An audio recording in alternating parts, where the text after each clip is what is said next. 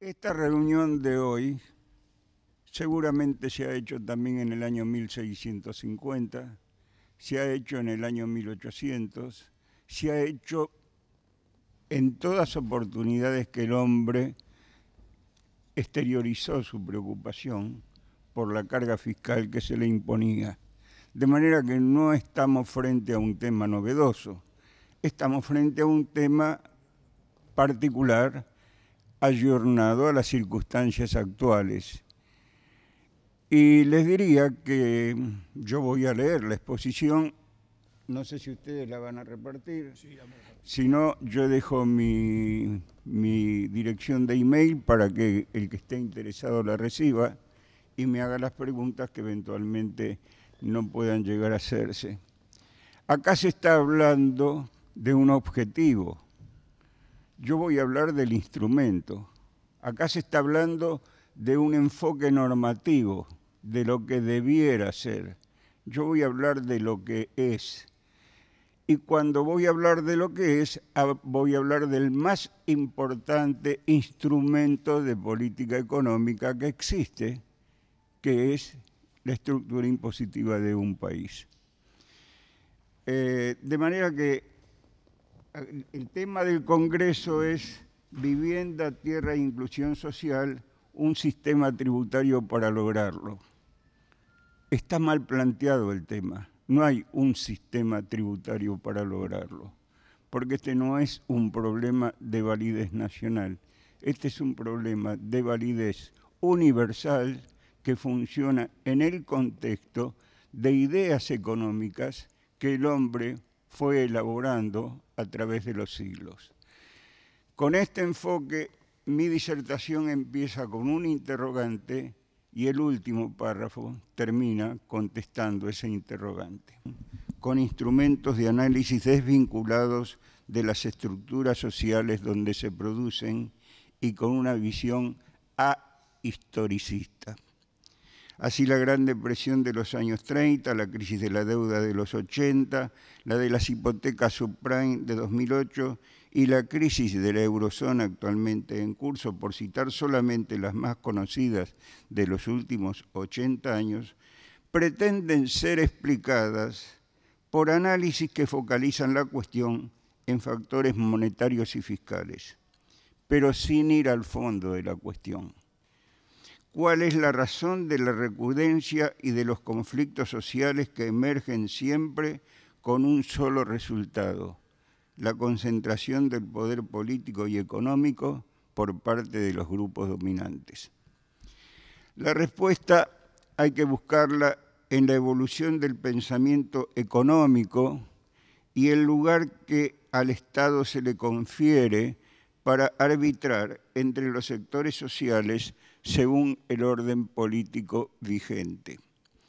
En este orden de ideas, considero que el tema trasciende los límites de la frontera de un país en particular, en este caso Argentina, para convertirse en un problema de índole universal. Ha habido pensadores que demostraron su preocupación por las bases del funcionamiento de la sociedad y no focalizaron el interés en aspectos sectoriales, siempre en el ámbito de las cuestiones económicas. El primer antecedente lo encuentro en Jenofonte, que vivió entre los años 430 y 354 a.C., discípulo de Sócrates, quien en una obra titulada La educación de Ciro se refiere a los medios para mejorar las rentas del Estado, destacando el impuesto sobre los terrenos y su localización. Sigue de esta manera el pensamiento de los griegos, que en cuanto a los factores de la producción consideraban que la tierra era el más importante. Más adelante, y al llegar a los romanos, en el siglo VI a.C., no hay pensadores que se destaquen por su interés en el análisis de los hechos económicos, hasta la llegada de los agraristas, que comienzan a estudiar la actividad rural. pero en lo que se refiere exclusivamente a la propiedad de la tierra, los aportes provienen de los jurisconsultos romanos cuando focalizan su interés por la res pública y demuestran su preocupación respecto de la administración del Estado y la tributación. La doctrina romana no definió la propiedad, sin embargo, pero destacaron los derechos de usar, disponer y gozar de los frutos de una propiedad. Pero nunca la entendieron como derecho absoluto, pues reconocieron limitaciones entre lo público y lo privado. Las interpretaciones del derecho de disponer de la propiedad de la tierra no fueron uniformes. En su versión extrema y absoluta es la que se refleja en el neoclasicismo de fines del siglo XIX, pero la que acepta la limitación al derecho de propiedad se extendió por Europa, tanto en la Common Law inglesa como en el Código Prusiano de 1794, el Napoleónico de 1804, el alemán de 1900 entre los más destacados.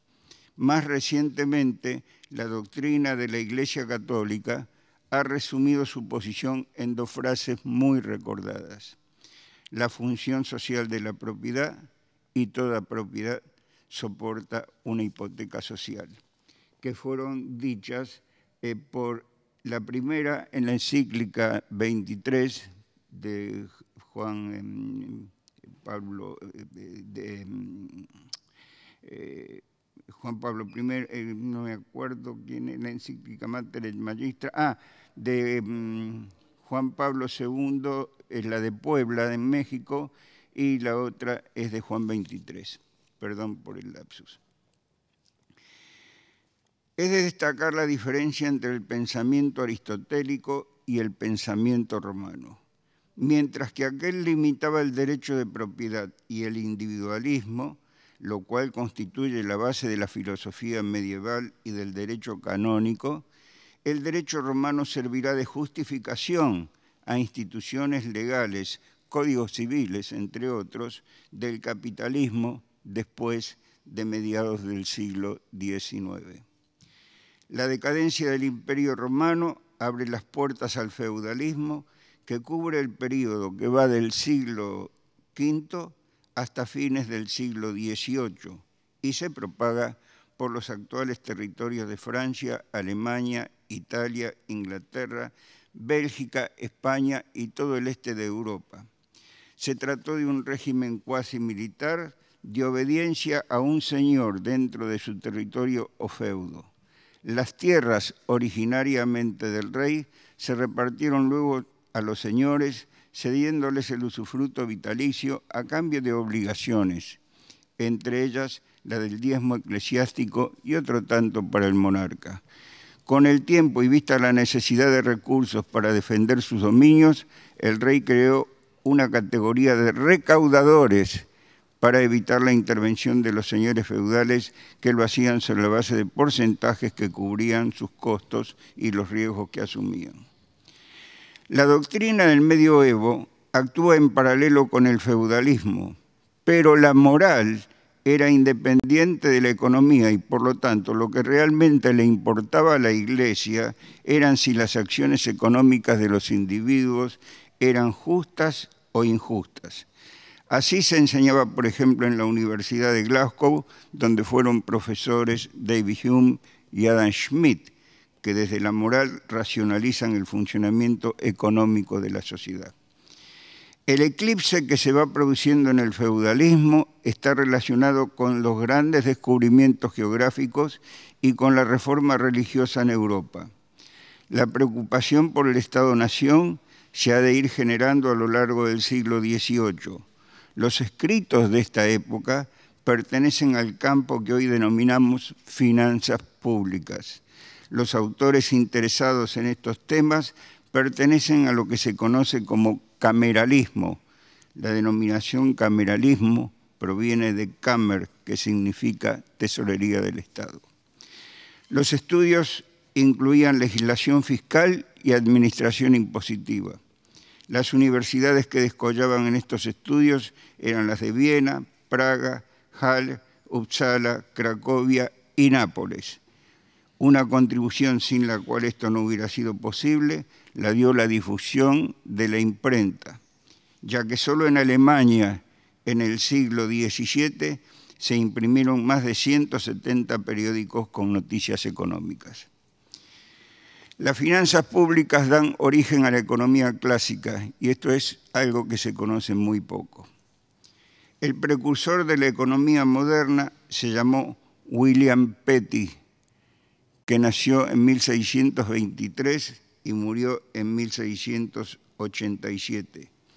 Fue autor del Treatise of Taxes and Contribution en 1662 y Political Arithmetic, entre otras obras, en 1664.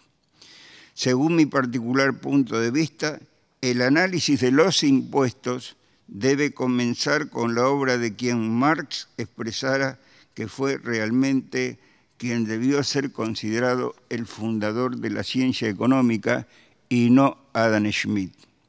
Los principios destacados en el treatise anticipan en más de 100 años la obra de Smith y en 260 años a la teoría general de Keynes. Si ustedes leen el treatise en 1662, ya se hablaba del multiplicador que implicaba un aumento del gasto público, es decir, 260 años antes de Keynes. El mérito de Petty fue deducir los impactos que producían en la economía los impuestos que habrían de financiar el gasto público. Dicho de otro modo, la política fiscal sería la piedra fundamental a partir de lo cual se erigiría la economía como ciencia. Extrañamente, se trata de un capítulo de la economía que no es enseñada ni conocida por los economistas profesionales que se ocupan de los impuestos y que en sus orígenes reconocían, como lo destacara Petty, tres bases imponibles: los patrimonios, las ganancias y los consumos. Y fue así siempre, hasta llegar a los neoliberales que relativizaran la importancia de la primera, de los patrimonios. Aunque, como expresara Walras, para implementar el impuesto a la tierra hacía falta un poder político del que carecen las ideas económicas. Desde Petty en adelante, hasta 1860, los factores de la producción que originaban la riqueza eran la tierra, el capital y el trabajo, que combinados por el empresario daban lugar al flujo de bienes que originaban los ingresos y los que habrían de formar la base imponible de los tributos. El ingreso de la tierra era su renta, el del capital el interés, el del trabajo los salarios y el de los empresarios la utilidad. En caso de tener éxito en la actividad, los impuestos debían ser justos, fáciles de administrar y no crear excesos de gravámenes. A Petty le sigue el pensamiento de los fisiócratas, que se basaba en la consideración que el trabajo de la tierra era el único capaz de lograr resultados posibles. El hecho que se considerara que tanto la industria como el comercio eran estériles no implicaba que fueran inútiles. Por lo tanto, el fruto de la tierra era el único que debía pagar impuestos y preferentemente uno solo. Lo afirmaba el mayor exponente de esta escuela de pensamiento, que fue Quesnay. Vivió entre 1694 y 1774 y fue el autor de la tabla económica, al expresar que el impuesto único se cobraría sobre el ingreso neto del producto de la tierra. Los fisiócratas utilizaron como tema de su posición política la expresión laissez-faire, laissez-passer, y que fuera recogido posteriormente por el ultraliberalismo. El poder económico de entonces hizo que en la práctica la propuesta fuera suspendida con el argumento de la incidencia del impuesto a la tierra sobre el precio de los alimentos. Quesnay fue removido de su cargo en la corte justo al tiempo en que parecía la obra de Adam Smith, lo cual llevó a la pérdida de prestigio de las ideas fisiócratas.